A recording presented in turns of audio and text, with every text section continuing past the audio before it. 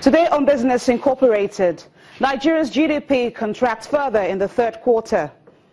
The Central Bank's Monetary Policy Committee meets over rates decision, plus APEC Summit addresses trade pacts. Hello and welcome to the program. Thank you for joining us. I am Bolaji Akinwale. Let's begin with the latest GDP reports as released by the National Bureau of Statistics, where that figure fell 2.24% in the third quarter of this year. According to a new set of data released earlier today by the Statistics Office, it shows that the economy shrunk by 2.06% in the third quarter as the country is hit by massive revenue shortage, foreign exchange shortage and volatile naira-dollar parity. Today's data shows Nigeria's oil sector falls 22.01% in the third quarter ended September, while non-oil sector grew a paltry 0.03%.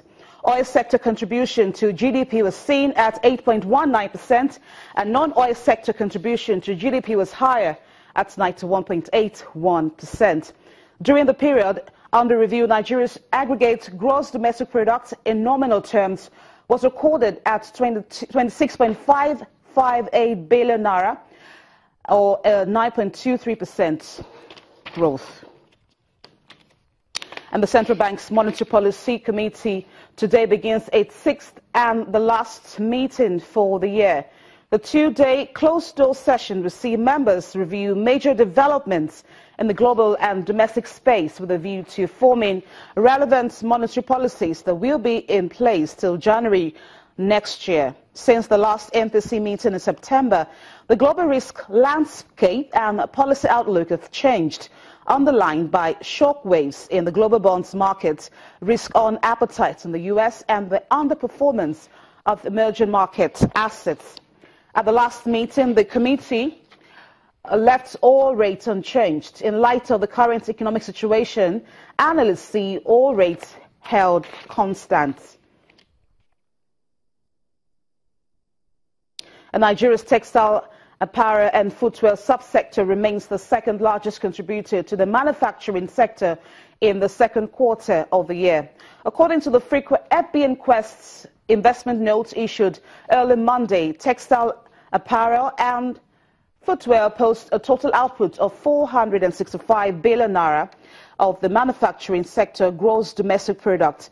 Analysts at FBNQuest, however, says that the subsector still perform its full potential given the illiquidity in the foreign exchange markets impacting raw material imports. Nigeria's textile sector has not exceeded 55% of annual domestic consumption, according to the Union of Textile and Garment Workers.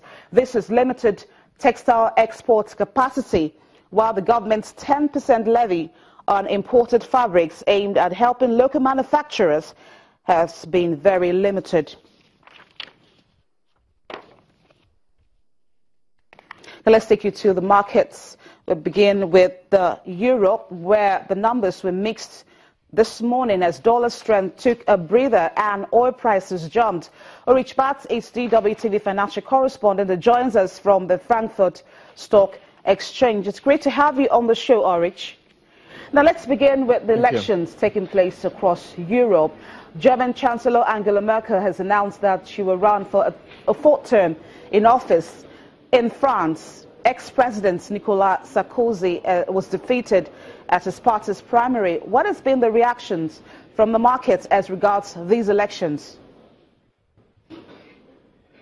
I think these are two central bits of news for the markets. Of course, Sarkozy dropping out in the Conservatives' race to be the candidate for the presidential election next year. That's major news, but I think what the market probably is quite pleased about is that the major candidate that made the race is someone who is seen to perhaps bring business along a little bit better than Nicolas Sarkozy could have done that, and what second place Alain Juppé, an older man, might have been able to do. Here in Germany, most people I talk to here in Frankfurt on the floor or in bank towers right around the stock market here are quite pleased that Angela Merkel is running for another term as Germany's chancellor. They say that she has brought stability and dependability into the job, into economics and European policy as well, and they'd like to see that continue. Of course, there are points of criticism, bones of contention, most of all her refugee crisis policy, but people say that she has a good economic record. She helped Germany and Europe through the financial crisis, through the euro crisis. She's emerged as a leader Europe-wide, so people are quite pleased with these political developments this Monday. Now, it's Black Friday this week globally. How are consumers gearing up for the day? Well, they're not only gearing up, but I think in some cases already out there spending money and taking advantage of huge deals that retailers are offering. For example, airlines or travel companies are already out there with attractive deals for consumers. For Britain, example, Black Friday has turned out to be the biggest single day for retailers in the year. A little bit surprising because it's an import from the United States, but it's really caught on here in Europe. And in Germany, nobody used to know what Black Friday was. Now people are waiting to take advantage of discounts next Friday and perhaps also on into the week following. Discounts for everything from computers to textiles.